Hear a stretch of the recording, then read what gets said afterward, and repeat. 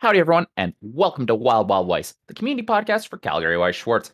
I'm today's host, Igor Squatslov. Today, we've got a fairly prominent member of the competitive Weiss community here to discuss playing Weiss, running Weiss events, and talking about Weiss on them internets.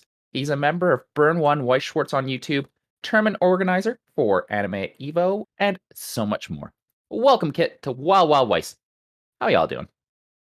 Hey, thanks for having me. Actually really excited to be here. But I'm doing good today. So You know, the further we've gotten into this interview series, the more that I've heard that, so it's good to know that we're doing good work.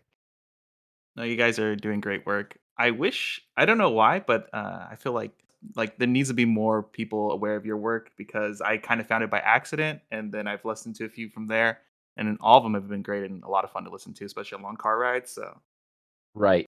So what you're saying is I have to market harder. yeah, that's it. All right, so I need to work on that professional shilling. Yeah, exactly. All right. So, sounds like we've got ourselves kind of warmed up here, so let's hop right into our interview. So, how do you initially get into Weiss Schwarz? What hooked you in? All right. So I've been playing this game for a little over 10 years, maybe even longer than that. I initially started with the Japanese version of the game. A couple of my friends in California, which included some Japanese people, we were into like Magic the Gathering and stuff at the time, and we kind of played it. Some of us played it like kind of competitively, others like more casually, and we just had a lot of fun with it. And we found out this game. I don't exactly remember what caused us to find out about this game, but we're like, "Oh, there's some waifu anime card game that exists in Japanese. Wouldn't it be hilarious if we played this game?" And then a few months down the line, someone actually found a store in Southern California that ran events and sold the cards there. So we ended up meeting up there and getting into the game from there. And after learning the game for a while, it was like a really fun, not too hard of a complicated game to get into, but it definitely one that takes a lot of work and hurts your brain to master as you play. So it was just a lot of fun getting to familiar with the game and everything. So that's what kind of kept me going. Right. What set did you guys get into first? Okay, so initially when I got into the game, Nichijou just dropped, and I wanted to play Baby. Nichijou. I wanted to play Nichijou really bad. When I went to the store owner actually bought all the Nichi, or it's one of the store employees bought all of the Nichijou booster boxes for himself, and he wanted to sell any extra of his cards. I was like, For dang. real? Yeah, yeah. The guy was also a really big Nichijou fan, so I don't blame him. That's fair. That's fair. Same. I've been I've been trying to find Nichijou 2 for about a decade now. Yeah, that set is really hard to get a hold of, especially if you're not in Japan. And even in Japan, it is a struggle to like Yep. find every card you want. Since I couldn't get Nichijou, the next set that was like literally like a week from coming out was actually Madoka. And me and my friend Devin, who was one of the people that got me into the game and was a really big influence early on when playing. Yeah. We split like 4 or 5 boxes of Madoka. I got all the I my favorite character at the time was Sayaka. Well, actually, still is my favorite character for Madoka is Sayaka. So we split. I got Sayaka and Kyoko cards and made a deck out of that. And I gave him all the Madoka and Mami cards because those were his favorite characters. And then that's kind of how I jumped into the game. And Madoka was like a really big. I got really lucky in the way that Madoka was a really good set Yeah. to like learn the game with because it had a lot of really strong effects. And at the time, it was just like a really solid set that turned out to be like one of the top tier sets during that time. Yeah. And it wasn't as convoluted to play as Angel Beats. Yeah, exactly. Though when I ran into Angel Beats for the first time, I was like, "How do I even beat these 7/5s? They're literally unkillable." It was really frustrating. Well, I remember when I started and my first deck was Macross Frontier, Renegade Oh Angel my Beats. god. One of my buddies in Victoria played it. I was like, "What do I even do with this? He just puts all his stuff into memory and then I can't kill him." Exactly. Those were some rough games to play against Angel Beats, but I mean, at the time, Angel Beats was like considered the best deck I think in the format, so it makes sense. Yeah, and I was honestly really surprised to see nobody really picked it up, in that 2012 tournament we had about a year back now. Oh, the one that was run by Dan, I believe. Yeah. Was it Dan? Yeah. Yeah. I actually talked to Dan a lot about that too. I was surprised there wasn't as much Zero no Tsukaima also. There was like a good fair representation of it, but I thought that would just like be the dominating deck. But it seemed from what I remember, it seemed like Monica was like a really big one, right? Madoka was big. Zero no Skyma still had 8 out of like a fairly good representation, Yeah. although I griefed 2 of them, so I was very happy about that. Macross Frontier represent, but that's neither here nor there. So, BurnOne has been on YouTube for a very long time, since 2014. Can you run me through how you guys started that up? Okay, so initially, I guess this is actually prior to Burn One existing. I really enjoyed watching Magic the Gathering content at the time, and there was literally zero of it for Weiss. Yeah. And the biggest thing of like, I didn't have the time to really pour into Magic to become like a really great player, especially early on, because I had to deal with school and everything like Yep. that. So I would always like consume like video content and stuff like that on the side when I'm like going to work or going to school. Mm, And since there was none of that for Weiss, like I wanted to do something like that. And then one of the people at my store that I was friends with, or still am friends with, Sean Effendi. If you, I don't know if people are going to no. remember that name. The initial channel, he wanted to do something like that too because he was already doing stuff for anime. We like joined together and we made the YouTube channel Plus Two Soul, which if you know that name, you deserve like some kind of like veterans card at this point. Yeah, like you're getting your senior's discount at Denny's for that. Exactly, exactly. You know? So we made a little thing like that going, and we did a lot of like random deck techs with people at the store that we thought had like interesting decks and were good players. And we did that for a little while, but then we kind of went our separate ways. And I ended up making Burn One initially just because I just wanted to continue making like deck profiles and stuff like that. I think one of the most popular ones that I didn't expect to be popular, like view count wise, was like my Kill a Kill deck Mm, because I really enjoyed that series and I really enjoyed playing the deck. I had a different version of the deck than most people play at the time, which was kind of interesting. But I really, really enjoyed that. So I made that deck profile and kind of went from there. And we've done like other content since then. And we've kind of eventually, at this point, developed into somewhat of like a team of people and friends that like come together to play Weiss and make content and have fun. right, fair enough. How do you say that your kind of style developed over the years? Have you kind of just looked back and said, "Oh, back then I was doing this," and then I realized, "Oh, maybe I should be doing something a bit different." And you just kind of grown as a person from there. I find that like the journeys of people who make content, play the game, just get better. It can be very interesting and very enlightening for people who right now are sitting on the sidelines thinking, "Oh, I kind of want to do this, but I don't know how." You know? Yeah, so this is gonna sound horrible, but like I don't think about any of my old content because I hate everything that I've ever done.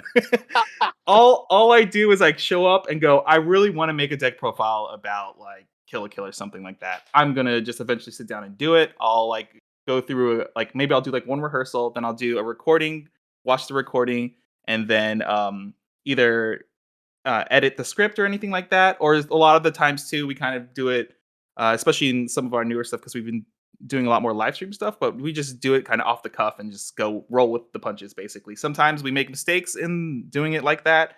Other times we don't. But I personally like having the options just kind of do like natural organic content like that because a lot of the initial Magic content I followed was like PTQ coverage where like they would get a player up and they're like, "Oh, here's your deck. Can you give us the rundown of your deck or whatever?" Right. Which was really really fun and stuff like that. But for people who are like either afraid or don't know how to get into content and want to do content in Weiss, first of all, there's so much room in Weiss to like grow as a content creator. Like I think my content is garbage. I don't know why people even watch it or even listen to me.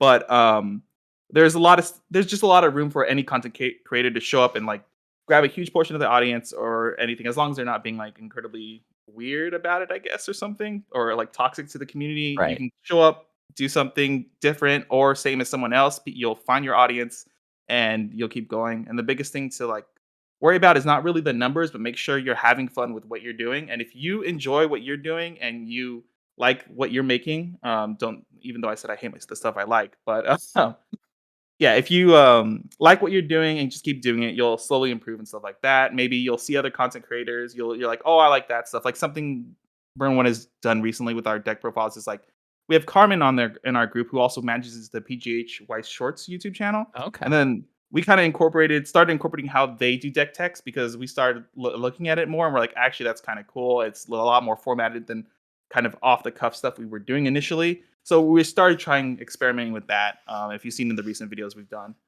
So yeah, even if you look up to other content creators, be it in any space, like you can always quote unquote steal stuff from them and incorporate that into your own style of how you end up making videos and stuff. But the biggest hurdle is just don't be afraid to do it. There's always an audience out there for something. So Mhm. You mentioned that you guys like to do a lot of off the cuff stuff, but have started to incorporate a bit of more format or structure from like PGH. Can you go a bit deeper into what you've tried so far? it's been mostly in cooperation with like deck techs and stuff because we before we'd either do with like an actual camera and having the physical cards, but with how COVID hit us and everything like that, it kind of changed a lot of stuff because before our channel was more focused on the competitive circuit. We'd go to all these events, we'd talk about the events, we talk about our runs at the events, and who did well and so forth, and what we saw like the meta to be, which was a lot of fun for us. And because we had a competitive circuit all year, we would be able to do that. Like we'd always have a couple videos every month about it because we just Yeah. basically traveled to every event. Since we had to move, basically everyone had to move from into their homes and couldn't really go out often. All the events got canceled. We kind of started looking more and at other content, like I said, PGH White Shorts, which was a big influence on how we now do our deck techs and stuff like that.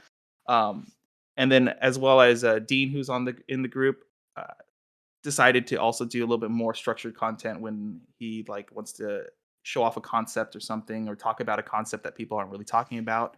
But that's kind of how we sort of moved and focused towards that. It's still kind of in the works, so I don't really have much more to add. But Oh, that's like I fair. said, yeah, like I said, if you see something you like, incorporate it in your videos. Maybe it'll work, maybe it won't, and you'll just find your style that way. Gotcha, gotcha. And here's the first ever Wild Wild Weiss trap question. All right. You should feel special here. Ooh. Have you guys ever just felt like going into Dean's house, smashing his webcam and microphone, buying him a new one? Because I watched his Ruby deck tech video and it sounded like he was recording out of a goddamn bathroom. Oh my god. So I won't listen. I agree with you. I think everyone should go and ride at Dean's house because that video was so poorly done. I didn't even look at it until someone pointed out that they couldn't hear anything, and I was like, "What is going on?" That was really bad. Dean actually has a good mic, but he had it set up incorrectly, and it wasn't capturing from his good mic, which was hilarious. And then yeah, I don't know. Dean is a wild card. All right, like if you ever seen Always Sunny in Philadelphia, he's literally Charlie. You never know what's going to happen with him. Yeah. But we love him so. Yeah, no, because I remember it was like I was just making sure to go through some content so I understood, okay, these are the questions I definitely want to go to. I'm not asking anything stupid. And then I pulled up one of them. It's like, what the hell is this? Pull up the Ruby video. I pull up another video I actually finally sat down and watched Dean's video about the mill runners, and it's like there is this scratching sound the whole way through in the background. What the hell is going on? Yeah, yeah. He needs to remind me actually. I told him to remind me. I forgot to bring it to him this week, but we have a new camera for him and stuff. So hopefully he reminds me to bring it to him, and then everything moving forward he does in person that's not recorded on the computer will be much better, hopefully moving forward. I'm gonna take credit for any improved quality we see from Dean's work because I brought it up here and now and post hoc proctor hoc. Go ahead. You can have that credit. Hell yeah. All right. You guys post a good number of videos about technical tactical decisions in Weiss Schwarz. Back in January, you released a video about the Shioko Level 5 Sunshine combo, which allows players to easily clock themselves to level 3, 6 damage, and then unleash some fairly devastating effects. What motivated you to make that video? So specifically that video, was interesting how it came about was I actually most of the content I consume now for the game is just mostly in Japanese or like Mm, Japanese YouTubers. I watch their stuff and listen to what they're saying because locally the meta I play in most of the time is Japanese, and everyone whenever a new set drops, everyone's bringing the new set for whatever reason because yeah. they like the show or whatever. So I kind of stay more up to date with that side of the game, and with English events, basically disappearing up until recently. I had no reason to like divulge more into English, especially since like I didn't want to rebuy sets I already had if I knew I couldn't use it at an event. And so when I was consuming that content early on to Superstar, I believe it was being released. There was rumblings about, oh, there's this potential for this combo. There's this potential for this combo. And I was like looking and I was like, oh, that's really cute. Like they have the 1/1, they can clock themselves and that, but it requires so much stock and so much setup. I didn't really think about it much. Right. And then a month passes, and Japan's like, "Yo, actually, this deck is broken. It's so stupid. Why are you allowed to do this?" And I was like, "What?" And I looked at the list, then I played the list, and I was like, "Oh my god, this is so dumb." I played against Carmen. I think two of like the three games we played, I killed him while he was at like 2-2 or like 2-4, and I was like, "Okay, like I think I need to talk about this because no one in the West is talking about this because one, no one owns this random 1-0 PR card that came from 2015. I'm lucky enough that I own one of them because I was in Japan at the time when they gave it out. Yeah, so I was like, no one's talking about this because no one ever thinks like about like the set of PR cards that can be used in any deck. And because generally their effects are almost worthless because there's always like a vanilla card in the set that's just better than whatever garbage effect that PR card has. Randomly though, like this PR card had so much synergy with the set. It had a music trait. It cost zero, making it so lighter on your stock to be able to loop the combo or loop yourself into being at level 3 with 6 damage. Because the one of the biggest struggles is stock with that deck when you want to go off. And yeah, like I said, it's music trait and everything. So it synergized with the deck, so you could search it, you could find it. It didn't interrupt any combos on the board that needed music trait, and it could be played in any deck. So Japan started playing it in a deck, and it looked ridiculous. And I just wanted to talk about it so make people aware of the deck itself because it is also a really unique way to like win games in Weiss, which doesn't happen very often. There's a couple other combo decks out there, but they're definitely a lot more janky than what Superstar can do. Yeah, because I remember when we had UA on the show, he was talking about how almost no decks will level themselves up intentionally to fire off a combo. They'll just dirtle and then strike. And yeah, this deck is so different because it's probably one of the first true aggro decks in Weiss that will happily say, you know what, I'll take a level of damage just so I can nuke my opponent. Absolutely. Like the next closest thing to this would be like something like Fate Laser, which is a common like meme deck that goes around every now and then. And also like there's a Disgaea combo deck where you can by shuffling climaxes back into your opponent's deck, you can basically stack 7 cards on your opponent's deck to guarantee 7 damage to go through, and then use an event to kill them, which is pretty funny. But yeah, this is definitely I feel like essentially one of the most aggro type decks there are, and it's very much like either I kill you now or I lose the game type of scenario every time. Right. But that's what makes this game fun. Like the 50 copies of Jabba's guard, heaven or hell, let's rock. Exactly. Being able to express yourself like in that way in this game is always a lot of fun too. So Yeah. The BurnOne channel has a ton of deck profiles. How do you guys settle on which decks to profile? generally, there's two things we look at. One is it meta relevant. Well, if it's meta relevant, we try to cover it. If any of us like the set or talk about or like own the set and have experience with the set, then if we feel qualified enough to talk about it, where we won't say anything stupid, then we'll go ahead and talk about it.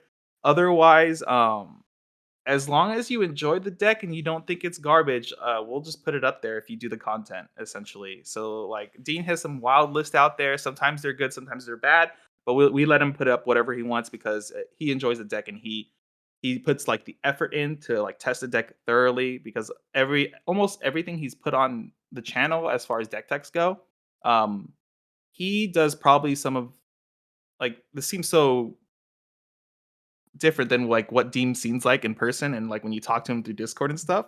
But Mhm. he when he likes something, he will put a lot of effort into figuring out if it's good or not.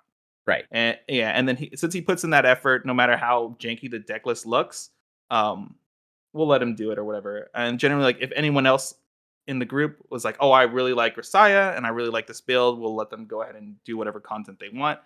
It's more about like what the people who make the video, if they enjoy it, I feel like they should have the right to put it out there, as long as it's not like hot garbage stuff. Like Right. you know, So what's the weirdest deck that you think you've put out there? oh, weirdest deck. Um, Probably early. Okay, so if you take everything in the totality of like BurnOne's content we've ever produced, there was a deck tech I did a very long time ago when Contai first dropped. That was just like an anti everything deck. That deck was actually really garbage. It was fun to play, but it was really bad and really weird, and it was just built around to like, make it so no one could have fun playing the game because it had anti salvage and it had anti heal, and you would just like play these like random cards that just were annoying, and that's all you basically did. and What was the win con? for no one to have fun. Okay, so it was just toxic trash. It didn't really have a valid win condition. I mean, at the time too, it was early on in Weiss career. Like all you had to do really is swing 3 times and your opponent Right. would die. Like it played Musashi and stuff like that, but like it had no real game plan outside of like I'm playing these cards because they make everyone sad. To be fair, I played a mill deck in Pokemon, so I don't think I could say anything about being toxic. Like, here's this game for children. I'm gonna play mill. Look, there are people out there who love to play Mill and Magic, even though it's horrible. There are people out there who play what is it? Is it called Chainburn and Yu-Gi-Oh or I whatever? think so. Yeah, look, all that matters is that 1 out of 10 games you win. That's the highlight of the day, man. It's Oh, so it's not good. that mill was bad. It's that here's this game that's intended to be fun for kids, and you just focus in on how to make it as depressing of an experience for your opponent as possible. Oh, that reminds me a lot about I don't know if you played, when what was it was like a Valplume block, I think it was called? Oh, yeah, so Vileplume blocked items. Yeah, and it just basically stopped you from doing stuff, and I think, it was around the time too I forget the name of that Pokemon, but it's the owl one, the 3rd. Oh, Decidueye? Yeah, and you would just, like, snipe things off of their, bench and stuff like that, and stop them from being able to play items and stuff, and you're I mean, yeah, it's like, "Oh, I locked you out of the game." One of the guys who sometimes is on Wild Wild Weiss played that deck. Listen, that deck was really fun, but it was really toxic. Oh, 100%. He'll wear that as a badge of honor, to be perfectly honest. Good for All him. right, getting back to Weiss Schwarz. Given that you guys been making content for, yeah, a very long time, what would you say is the official BurnOne best era of Weiss Schwarz? Best era? Are we talking, like, just as far as our videos go or just, like, as a group? Like, Let's including, like, do as a rating? group and Mhm, then best meta. alright. Think as a group, as far as, like, playing wise, our best run ever was it I think it's 2018 for trios for the English side. Every event we went to except for, like, 1 event, we won. Oh, Nice. wait, no. Wait, sorry. I'm thinking of my own achievement. Never mind. As a team, I think it was 2019, I wanna say. Yeah, 2019, 'cause, um, I got 2nd at New Jersey, Dean got, 3rd, and we were both went to Japan for Worlds for that one, which was, really great that both of us were able to get there since at the time we only had 3 members and, um, one of our members just couldn't go to any of the events essentially. Right. So so the fact that we got 2 out of 3 of us there was really, really amazing and a lot of fun. And then we did have, I think the same year that trios in 2019, we went to every trios event we went to, we made top 8, but we didn't make top 4 in all of them. I think we only like top 4 in I want to say like 2 of like the 4 or 5 events we ended up going to. But that 2019 was like a lot of fun for everyone that was involved, and I think that's like the most as a team we've won a lot of stuff together. Nice.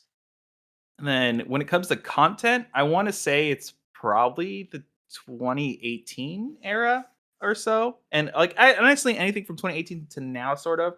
We did have this lapse of content for quite a while once COVID hit and everything like that, because like that basically killed 90% of the type of content we were making at the time. Yeah. So there was a really long lapse there, and then I was busy with real life stuff. And so, but ever since we picked it back up, and from 20, yeah, I want to say like from 2018 till now, it's been like all really good, high quality stuff. I want to say if you subtract Dean's video, but yeah, I think like now if you're getting into our stuff, is like some of the best content we were basically producing and having fun doing stuff with the community, like Yeah. King of the Hill and things like that. How has King of the Hill been going for you guys? King of the Hill's been a lot of fun. I honestly I can't believe we made it. I think we're on week 22 now. It's yeah, it's been doing way better than thought it was. It was just like a random thought because the biggest issue I see far as a player that's not very prominent from like winning big events constantly or anything like that is that you never have an opportunity as a community member to be like show off what you can do. And because of the King of the Hill events, we've run into some players that have like done crazy runs. Let me look it up really quick right now. I should still have it on. Yeah. So like Delta Drake, I think is he's from Texas and he won the longest on King of the Hill currently with he had like a 6 week win streak. which was absolutely insane. And every week we were like, "This guy's a madman. This guy's a madman." And then finally he was taken down. I forgot by who, but he was finally defeated, which was a lot of fun. And that's like a player like no one would ever really know about unless they like knew him from locals. But hopefully he got some notoriety from just like being on the channel and winning 6 weeks straight and like destroying people with the ReZero. Oh, he was doing it with ReZero too. Yeah, yeah, it was amazing. At first, we were like, I don't know, but he queued in ReZero every week. He never changed his deck, and he just was going off on everyone for quite a while. It was really fun. Those were like a lot of fun games to commentate. What is it with ReZero chads though? Because we have a guy in Calgary, 220, who so back in 2020 when COVID hit, it was like no one's doing weeklies anymore. I'm gonna do a league tournament. So we did the Invitational, it was 17 weeks of league play, and one guy just brought ReZero every week and went. I want to say he went 20 and two. Sorry, yeah, he ended up getting like 30 points. So he went 15 and two. Holy crap, that's a really good record. Yeah, Was- like he beat Kilua, he beat like some of our other really good players. The only game he lost, sorry, the last week he decided to meme and play Katana Gatari, and that was one of his losses. oh So yeah, what is it with these ReZero players? Listen, I don't know what it is, but every person that's like obnoxiously max rating ReZero, their love for their either Rem or Ram or Amelia waifu, dude, like they get the extra X factor, they get an extra cancel just for the love they have for their character. I feel like it's really obnoxious, but yeah, you're right about something. A lot of ReZero players are insane. A thing that happens.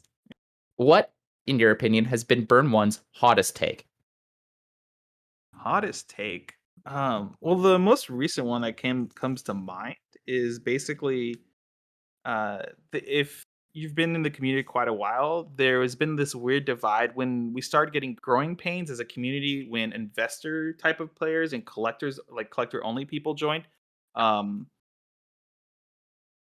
I personally think it's really, really good for the community, but obviously we're going to have some growing pains because we had a huge influx of people who want cards now, right? Yeah, And Bushiroad and their manufacturers like, oh, we only ever really need to print this much, maybe a couple more because we never really sell any more than this, and like our stats say this. But because there was such a huge influx, for about I want to say maybe 6 months or so, maybe a little longer than that. Um, Prices for cards and still product went up crazy amounts because the demand was really high and the supply was really yeah, low. And then there was like a split in the community about people hating these people. And I think they emotionally, it makes sense. Like, hey, these people came to your card game. Maybe they're not playing the card game or just buying cards. And you're kind of upset that it's messing with the prices of cards because say you want your shiny cards or you just want to play whatever deck, and now this low rarity deck went from like probably being was only going to be like $100 to like $300 overnight because of the what is it, the well, you have price inflation, yeah. yeah, because the supply was so low of all the cards. Yeah, But as we've moved on, early on, I was just like, "Hey, these people are actually good for us. You guys need to stop like attacking them. If they're only here to try to flip a card and make a lot of money, if you ignore it, they will just disappear and go back to Magic or Pokemon or whatever, right? The longer you make a fuss about it, you're gonna like either encourage them to stay around longer, or like you're gonna expose them more, and the people who are actually really into it will start buying those cards, and they'll keep them here longer because they're able to like buy cards and move it around and get them graded and so forth. yeah, But in the long run, this is going to be a really good thing for the community because now Bushiroad is forced to print more products for everyone. It'll get more people into the game, whether they're playing or just buying the cards in general. And the fact that we have more people buying cards means that Bushiroad will probably give us more support in the long run because, like, hey, we're selling like 10 times the amount we normally do now in in English Weiss. Maybe we should look at it more and invest more into the advertising, invest more into the community and things like that. And early on, um, because of the growing pains, a lot of people in the community were really upset about it yeah. overall. And like I said earlier, it's kind of reasonable emotionally. But as we moved on, as people notice, um, single prices are super cheap now. So like getting someone into this game is so easy. We've had people buy cards now and buy complete decks for like $100, and they're like meta decks, and they got into the game because it was so cheap to get into the Yeah. game. Kind of like if whoever's listening or anything, if you're familiar with Pokemon, actually low rarity Pokemon decks are really cheap, and that's how I got into Pokemon on the side was because the decks didn't matter like if it was a meta deck. If you didn't care about having shiny cards in your deck, the deck was usually really cheap, like under $200 easy. Yep. Sometimes like even under $100, which is insane. So if you pick up a game on the side as your side game, the fact that it's such a low investment cost will keep you coming back, and especially when your deck doesn't rotate out of any special format or anything like that. At the local level, you can show up with whatever you want and still have fun. And if you're having fun with the game, eventually you'll end up buying more. Maybe you'll get more serious in the game, maybe you won't, but it'll help build a community out at all levels of play, whether it be at kitchen table, at the local level, at the store, or even at the competitive level and even worlds, so forth. We'll Yeah. get more players, which is really important for the game. And I think that's so far has borne out to be true. Um, I can understand some people are kind of like, oh, a lot of my cards are not really worth anything. It's kind of understandable too if you care about keeping the price value of your card up high, I guess. But I'm more concerned about playing the game and getting more people involved in the game, so it doesn't really bother me that much. Yeah, yeah. And I think we probably have a somewhat natural bias to that sort of position as people who make videos, make blogs, write about Weiss Schwarz, talk about Weiss Schwarz because it gives us more people to talk about and more things to talk about. Yeah, absolutely. Like, there is a smaller channel out there. I don't know or aware about him. But like Big B is a YouTuber who does a very specific type of White Schwartz content for the people that like talking about the market of White Schwartz, which is really cool. I listen to some of his stuff on the side. If you're interested in that, honestly, you should probably check it out. He does some pretty good work. He has graphs and everything and talks about everything a lot. So if that's something you're into, that's really cool. And if you're into that, I think you should like pursue the stuff like that. And like you said, it gives everyone making content more to talk about, more than just being like, this is the next best card in Weiss because it burns for 5 and it's uncancelable, you know? The one thing that I've been kind of wondering about too is just angling content to be accessible to someone just kind of scrolling through on YouTube or just Googling something because yeah, a lot of times when I'm doing a deck tech or something, it's going to be kind of technical, but at the same time, it's like I kind of want to capture that person who's just scrolling through. It's like, oh, I like Dragon Maid. I like card games. Why not marry the two? You know? Oh yeah, for sure. I personally struggle with that type of content, but there's definitely other big YouTubers out there. Like one of them is like 36 Cancel.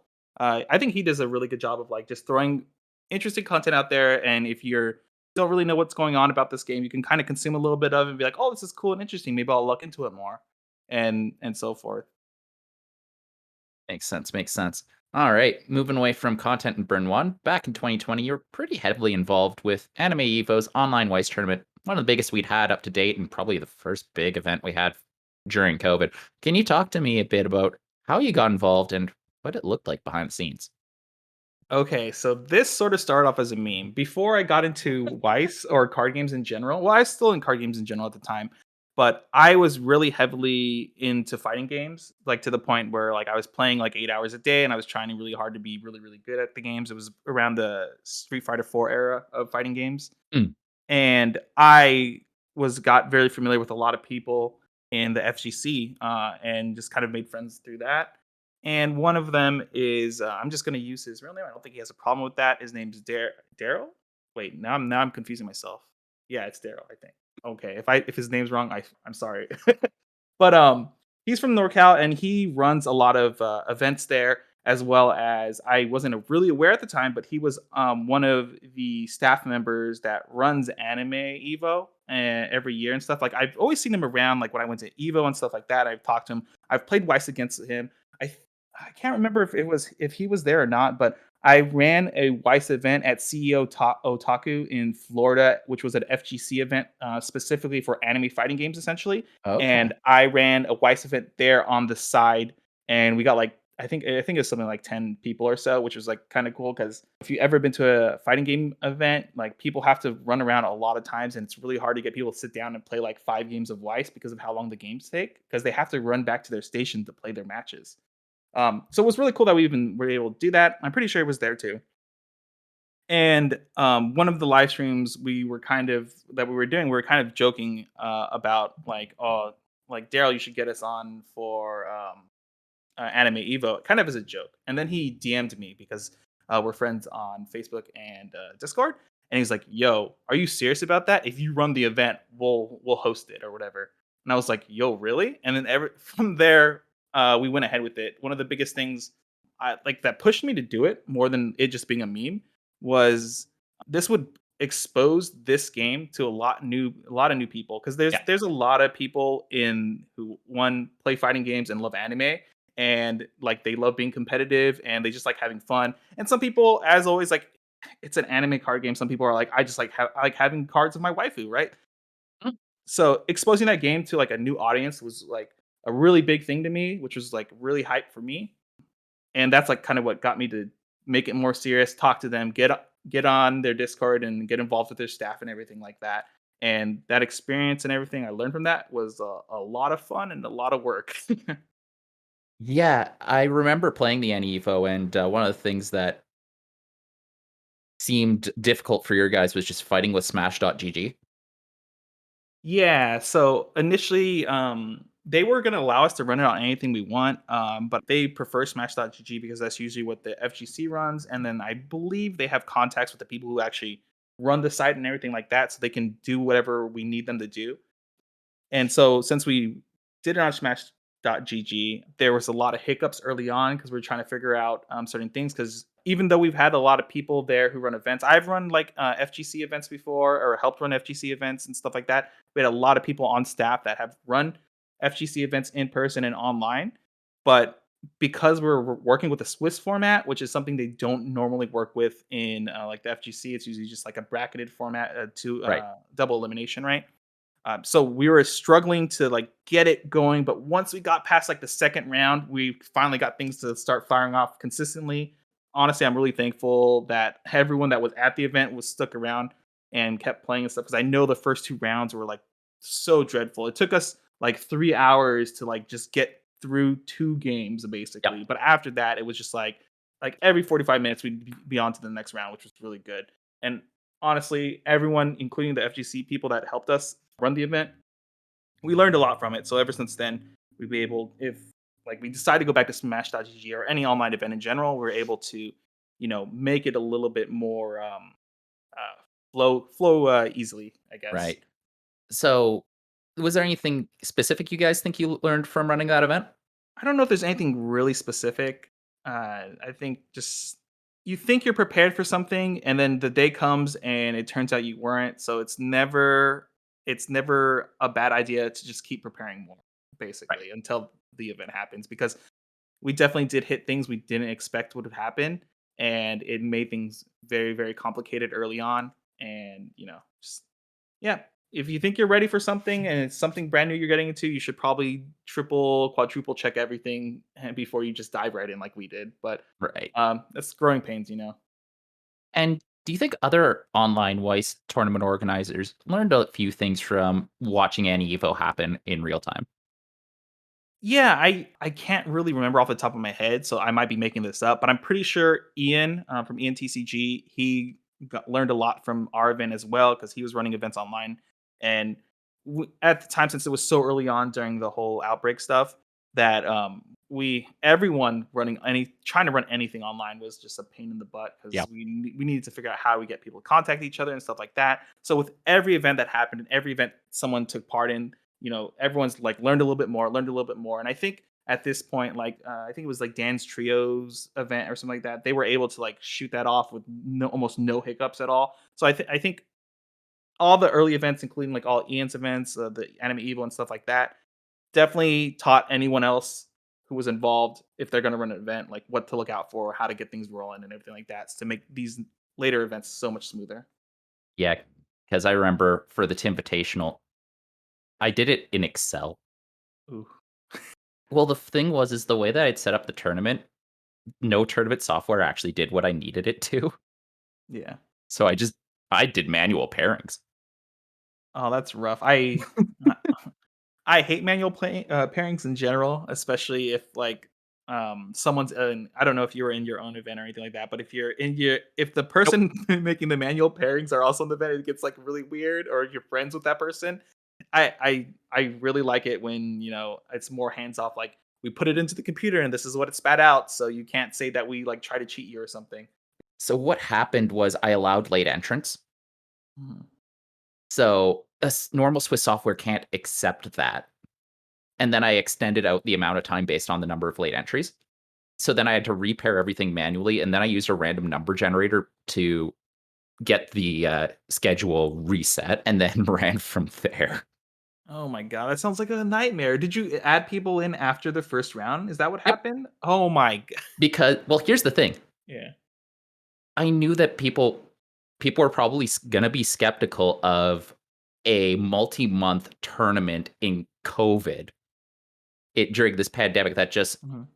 knocked everyone's social life out of commission. So I was like, okay, there's people who probably aren't gonna believe we're gonna do this until I actually start doing this. So I'm gonna leave it open and then allow people to come in once they see, oh, this is actually happening. Yeah. Yeah, so it's like I guess I just assumed people wouldn't believe it until they saw it. And then we went from 14 to 18 people within a week. So after the first week, and I was like, okay, yeah. So it was like because I allowed people in afterwards, like all of a sudden, it's like, yeah, I have to do this all manual. That's really rough, but I totally respect that, especially since you're being a community guy and running this event for everyone, you know? It's very rough, but I'm sure everyone appreciated your hard work. Oh, I think so. Well, we got 17 weeks of tournament plus a top cut. And yeah, we did that all on Twitch back when, yeah, there was like no Weiss content. Oh yeah, I remember tuning into some of those, and we'd like watch some of the most wildest matches ever. We're like, why did this guy do this? And then like the guy takes five. We're like, what is happening? The- Wild Weiss, like when you guys streamed on Fridays and stuff was a pretty fun time. We just like go into your chat and we'd all already been drinking that night. Of course. Like talking on Discord, and we're just like watching these games, and like some games were really good, some games were just like crazy disasters for some players, and that was a lot of fun. Well, the worst one is I remember Kilua probably would have won the Tivitational, like both in Top Cut and probably he had a pretty good record, but every so often there'd just be like hell games for Kevin. And the game you're referencing where someone just took five and died was Kilua playing against like an old ass Fate deck, like an old ass Archer Rin one where he just takes seven and dies. Yeah. Oh man. I was like, by watching.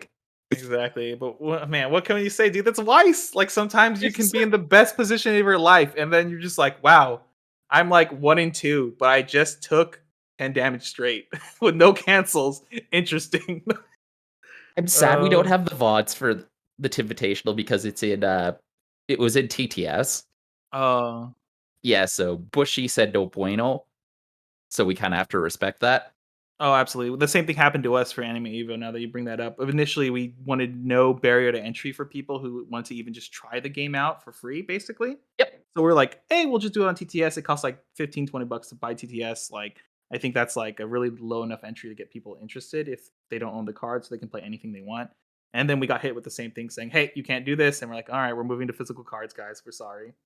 I guess it was tough because it was like the Tivitational was already in, like, week 5, and all of a sudden I can't be like, "Yeah, we're moving to Skype. Sorry, we're moving to Discord now, sorry about that. Yeah, that's kind of rough. We'll continue to stream, but you know what? We're just gonna not put up the VODs." Yeah. But it was fun stuff, fun stuff. At the end of February, Online Weiss Schwarz suffered another cheating scandal.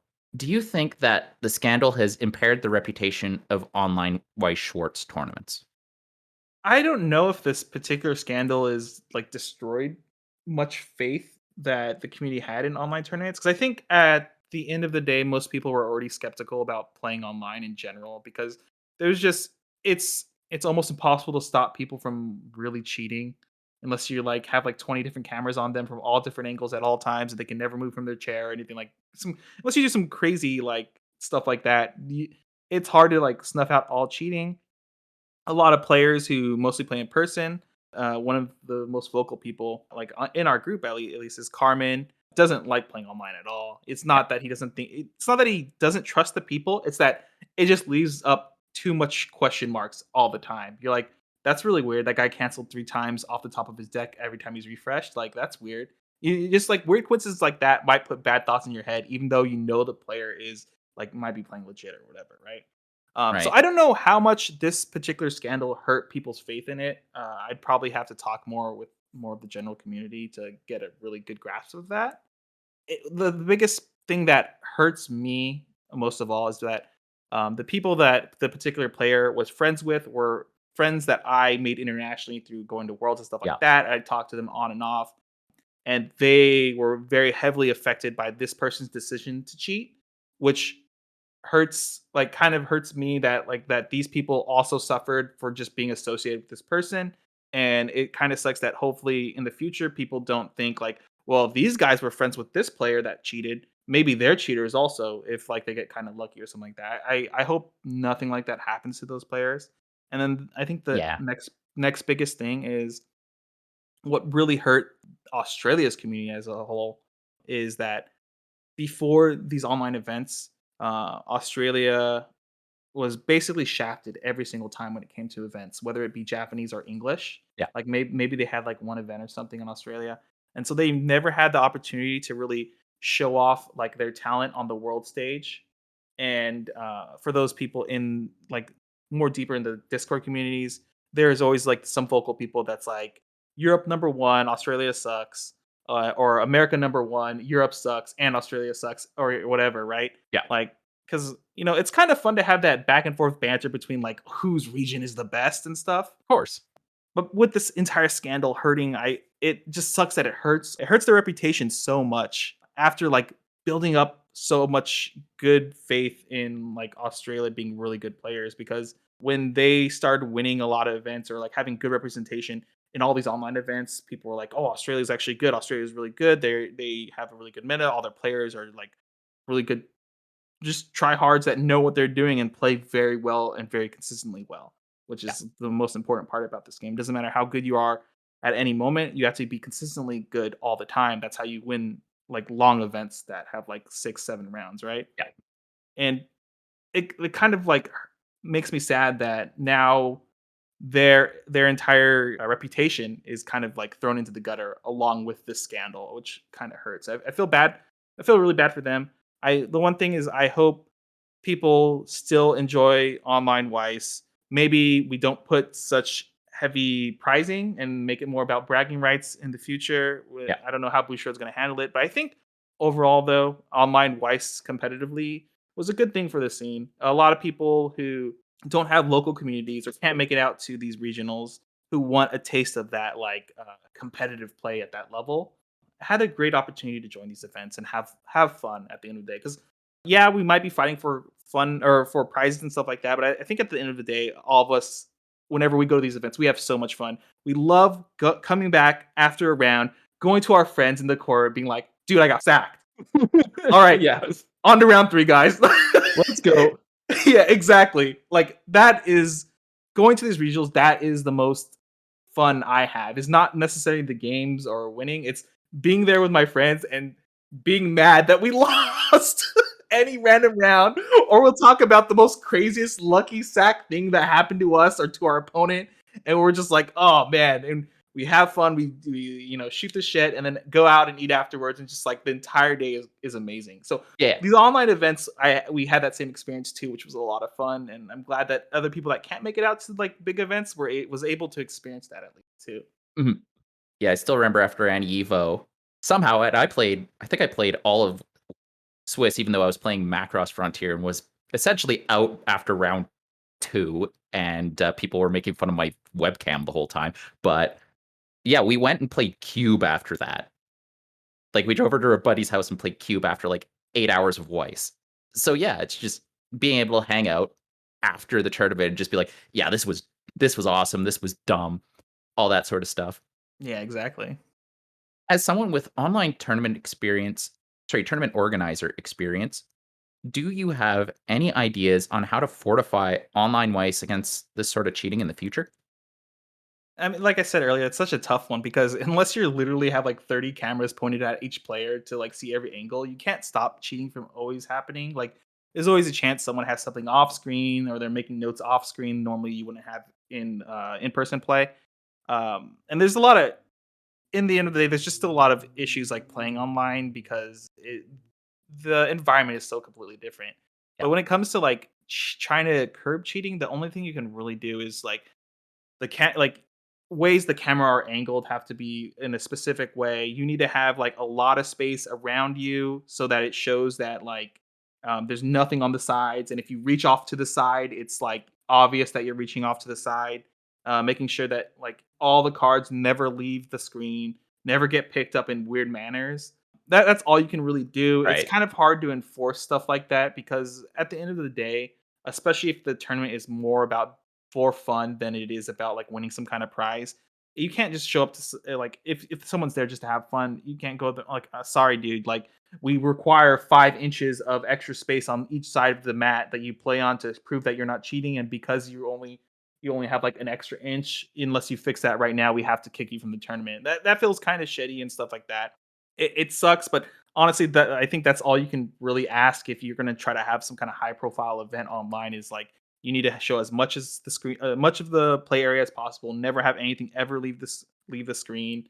And if you do, you'll get a warning. And then if it happens again, then you like get DQ'd out of the tournament or something. I think that's all you can realistically. Right. As you're saying, it's impossible to completely banish cheating even from an in-person event because sleights of hand are possible. Oh, absolutely. Like I'm not saying like in-person events are like the perfect standard of everything. It's just Of that course. in-person events are it's a little bit harder to cheat. Whereas like if you're cheating on webcam, you can be a little bit more creative. Like you can tape cards underneath your desk or something crazy like that, right? And Yeah. be just like slide cards around in some weird manner. And then the fact that like you're dealing with blurry webcams sometimes, like you could have all your sleeves marked, right? And so you can know every card in every order it's in, so you know when to brainstorm, when to not, and so forth. Some weird, crazy, big brain stuff like that, right? Yeah. Yeah. You can't get away with that as easily in person. And I think if the event is in person, it makes people a little bit more weary about cheating in general. Because like if they get caught in person, I think then they're gonna get confronted in person. Whereas like online, if they get caught, they can be like, "Oh, my bad, dude. I just blah blah blah," and and or if things go south, you can just dip out of the call whenever you want. But Right. yeah, I think the in-person stuff makes it a little bit harder to cheat because of that. It's funny because that's an active area of psychological research right now. Because during COVID, I remember Rutgers, this is going to be the example I gave. They had two math midterms in their Calc 100. So the first midterm, normal distribution of results. Second midterm, COVID hits, they do the midterm online. You have a normal distribution around the same score as the first distribution, the first midterm. And then you have, it's actually a bimodal with a second normal looking hump around 100%. Oh. So it's basically two normal distributions slapped together of people who cheated and people who did not. And what the research is trying to tease out now is, are people more willing and or just more able to cheat online? And that's a really interesting question. Yeah, if I had to like put my 2 cents on anything or bet on either of them, it's definitely I think if the opportunity is more easily accessible, people are willing to do it. Like I was a kid and I cheated on tests at school. Let's be real. I'm pretty sure some like at some point in everyone's life, we're just like we try to take the easy road sometimes. We're like, oh no, I didn't do enough studying. I'm gonna write some stuff on the side of my shoe and then like look at my shoe during the test or some weird stuff like Yeah. that. I think as long as if there's an easy access to like cheating or anything, obviously people are going to like be more incentivized to go there, especially every time they don't get caught, right? It just like incentivizes it more like I didn't get caught last time, let's do it again. Do it again, get that easy A or whatever, right? So Yeah, of course. And it's it's a bit unfortunate, but it's the way she goes, right? yeah, exactly. All right. And that's all the big burning questions I and the Calgary Weiss Schwarz community have for you today. Before we go, though, I'd like to see if you'd be down for a game of Rapid Fire. For those who don't listen to old hockey shows, a Rapid Fire is a segment that Jay Onrait and Dan O'Toole did on their Fox Sports show, Jay and Dan. They would ask a series of lighter or sillier questions in quick succession, most of them yes or no. When they went back to Canada Sports Network, TSN, they left the segment behind. My buddy decided to take it from them, and I'm stealing it from him. Are you down? Yep. All right. Right now, which has the better metagame, English or Japanese? English. Best place for food after weeklies in your neck of the woods of Illinois. Um, it would have to be there's this Chinese restaurant by our locals called Tianfu, and that place is delicious. Awesome. Best thing to do in Illinois that is not a tourist trap. Uh, I I don't know. Everything here's a tourist trap. Just go see the Big Bean in Chicago. That's all I ask. Okay, Big Bean, Big Bean, got it. If Kimono Friends remained a meta pick after 2019, would you have had to change the channel name? Probably not, but we definitely would be a much weaker channel. Does Kevin deserve the flaming he gets? All right. Listen, it's always morally right to flame Kevin. There's never a situation where it's like you should even consider not flaming him. Just always flame him. That's all that really matters.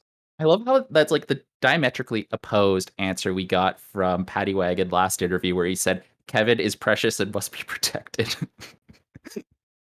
Oh man. That's fantastic. That about wraps us up for today. Thank you again, Kit, for coming on the show. I think we recorded something great. If you like what you heard in this interview, make sure to subscribe to our podcast on Spotify, Apple, and Google Podcasts. Search Wild Wild Weiss. You'll find our previous interviews with Weiss Almanac curator Patty Wagon, owner of Strictly Broken TCG, and former world champion Yue Peng, Ken Takahata, and Philip McKay, along with a bunch of other thoughtful Weiss discussion from the Calgary Weiss Schwarz community. If you want to check out our written work, head on over to wildwildweiss.wordpress.com. Watch our video content on YouTube, search Wild Wild Weiss. Catch us every Friday for some live action on twitch.tv/Wild Wild Weiss. Follow us on Twitter at Wild Wild Weiss, or check out the Calgary Weiss Schwarz community on Facebook or Discord. Now, Kit, where can the lovely viewers find you and your crew? Well, obviously you can find us on YouTube. I think our YouTube channel is youtube.com/BurnOne. I think one spelled out. If that's not it, just search BurnOne Weiss Schwarz. You should find us there. If you want to find us on any social media, we have Twitter that we post usually winning deck lists from our team members if they win their locals with and stuff like that. And we kind of post occasionally when we're live or new videos are going up. You can find that. It should be twitter.com/burn1tcg, one spelled out. You can find myself on Twitter. Is I usually use that just to shit post all the time. So if you like anime shit post, you can follow me there. It's my Twitter handle is at Kitori JP. That's Kitori and then JP. Do we need to see all of the Idolmaster simping, though? Absolutely. Listen, I'm going to be a broke man if they ever release Ryama cards with signed cards in Weiss. Then you gotta get a new mortgage on everything. Oh, Jesus Christ. All right, until next time, this has been Igor Squatslov, and I hope to see y'all next time.